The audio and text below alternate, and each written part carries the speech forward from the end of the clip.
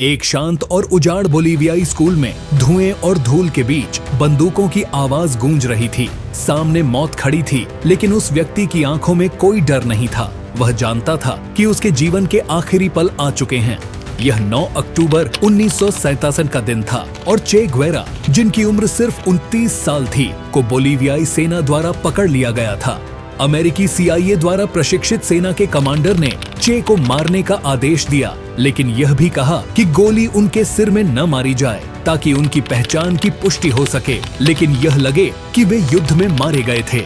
मौत के सामने खड़े चे ने मारियो टेरानो नाम के सैनिक से चिल्लाकर कहा, मुझे पता है तुम मुझे मारने आए हो, मारो कायरों, तुम सिर्फ एक इंसान को मारने वाले हो। इसके बाद मारियो ने उनके शरीर में लगातार 9 गोलियां दागी और चे ग्वेरा हमेशा के लिए शांत हो गए। उनकी मृत्यु को एक राजनीतिक कृत्य के रूप में देखा जाता है। बोलीवियाई और अमेरिकी सरकारें जानती थीं कि चे को सार्वजनिक मुकदमे में पेश करना खतरनाक हो सकता है। एक सार्वजनिक मंच से चे अपनी विचारधारा का प्रचार कर सकते थे और दुनिया भर के लाखों लोगों को प्रभावित कर सकते थे। उन्हें तुरंत मारना ही एकमात्र सुरक्षित विकल्प माना गया, लेकिन विडंबना यह थी कि इस राजनीतिक हत्या ने चे को एक व्यक्ति से एक अमर विचार में बदल दिया।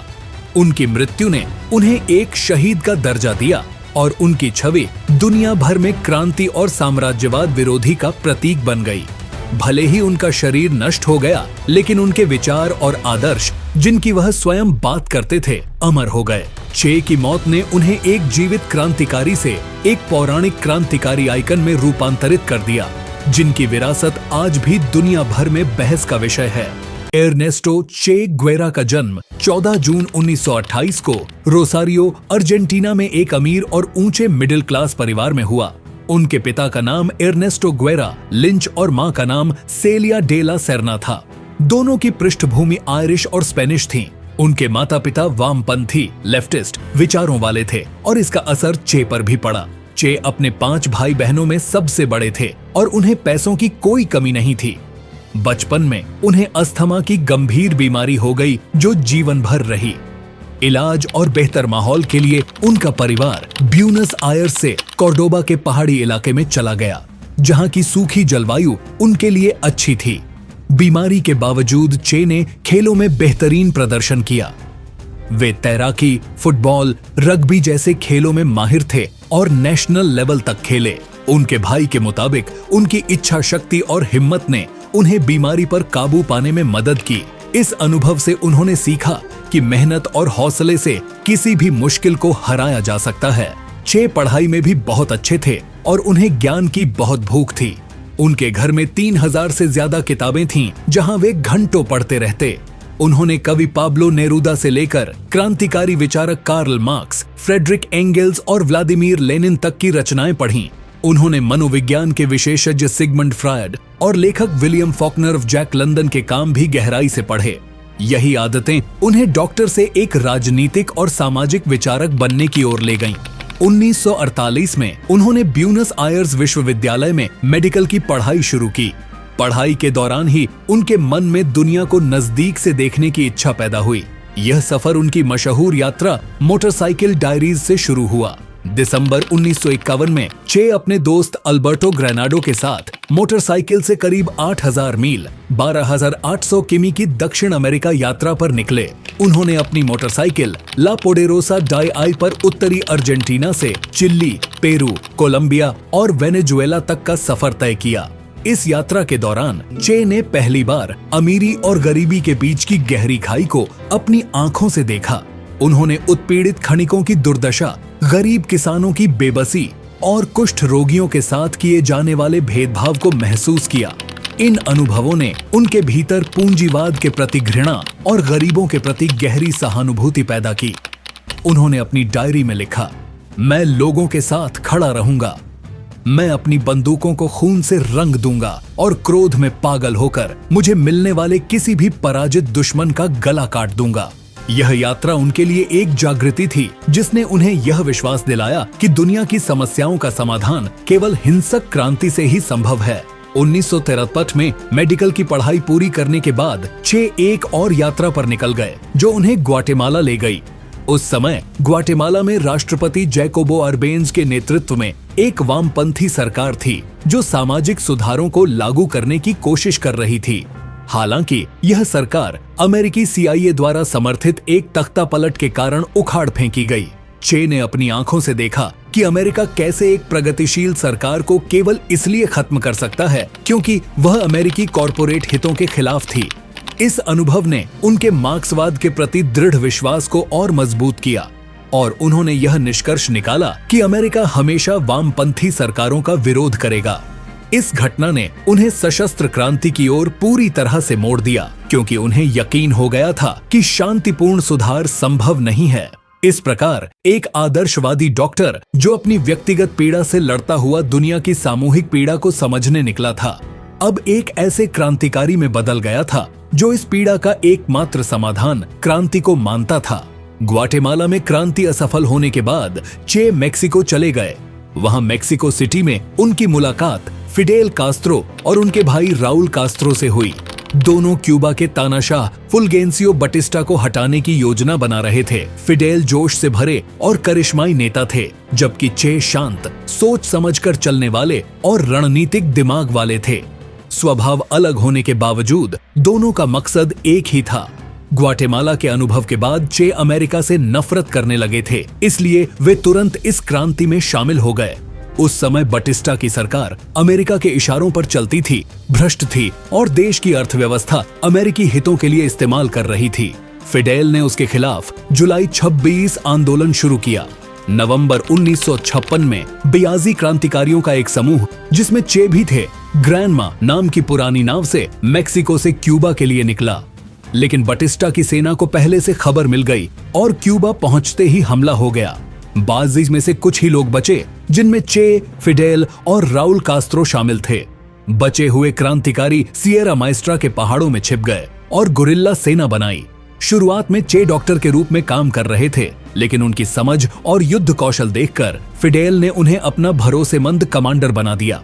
चे ने अपनी सेना को हिट एंड रन यानी जल्दी हमला करके वापस लौटने वाली गुरिल्ला रणनीति में प्रशिक्षित किया। बाद में उन्होंने इस पर गुरिल्ला वारफेयर नाम की किताब भी लिखी, जो दुनिया के क्रांतिकारियों के लिए महत्वपूर्ण गाइड बनी। समय के साथ क्रांति तेज होती गई और स्थानीय लोग भी उनके साथ जुड़ते गए। चे की अगुवाई में कई जीत हासिल हुई। दिसंबर 1978 में उन्होंने सांता क्लारा शहर पर हमला किया। यहां उन्होंने बटिस्टा की सेना के लिए जरूरी हथियारों से भरी ट्रेन को पटरी से उतार दिया और शहर आजाद कर लिया। यह बटिस्टा की हार का निर्णायक पल था। 1 जनवरी 1929 को बटिस्टा भाग गया और फिडेल की सेना हवाना में प्रवेश कर गई। इस जीत के साथ लैटिन अमेरिका में पहला समाजवादी देश बना और चे के लिए यह सिर्फ एक देश की जीत नहीं, बल्कि दुनिया में क्रांति का संदेश था। क्रांति की जीत के बाद फिडेल कास्त्रो क्यूबा के प्रधानमंत्री बने और चे को सरकार में अहम जिम्मेदारियां दी गईं। सबसे पहले उन्हें ला काबाना जेल का कमांडर बनाया गया, जहां उनका काम था क्रांतिकारी न्याय लागू करना। यहां उन्होंने बटिस्टा सरकार के समर्थकों, मुखबिरों और पुराने अधिकारियों के खिलाफ मुकदमों की देखरेख की। इन मुकदमों को लेकर आज भी विवाद है। आलोचकों का कहना है कि कई मामलों में कानूनी प्रक्रिया पूरी तरह से नहीं अपनाई गई और चे के आदेश पर सैकड़ों लोगों को मौत की सजा दी गई।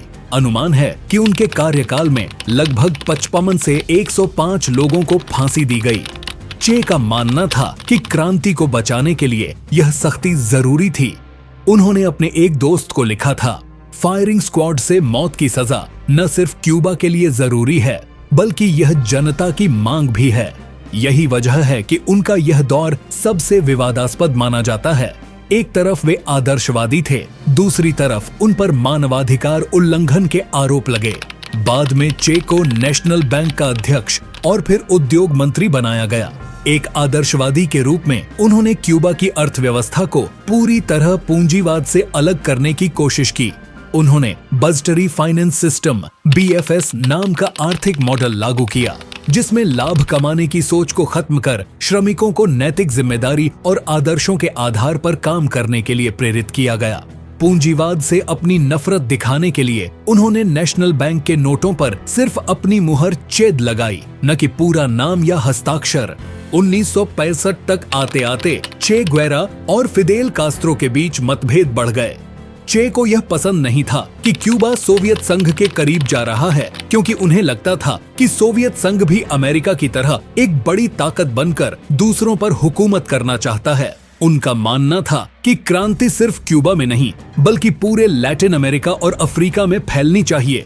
इसी वजह से उन्होंने अप्रैल 1965 में अपने सभी सरकारी पद छोड़ दिए और सार्वजनिक जीवन से दूर हो गए।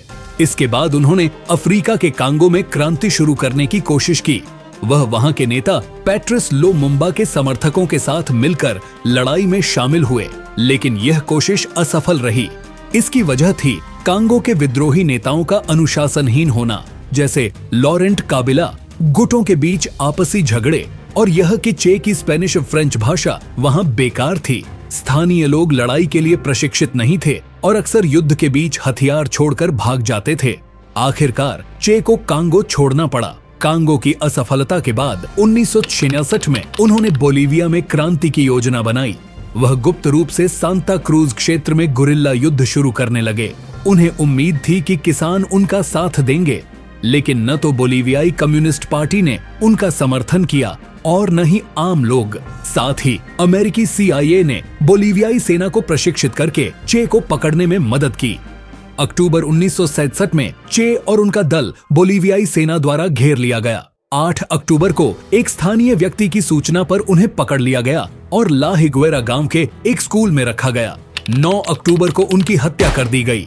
बाद में सरकार ने उनके हाथ काटकर फिंगरप्रिंट से पहचान की पुष्टि की।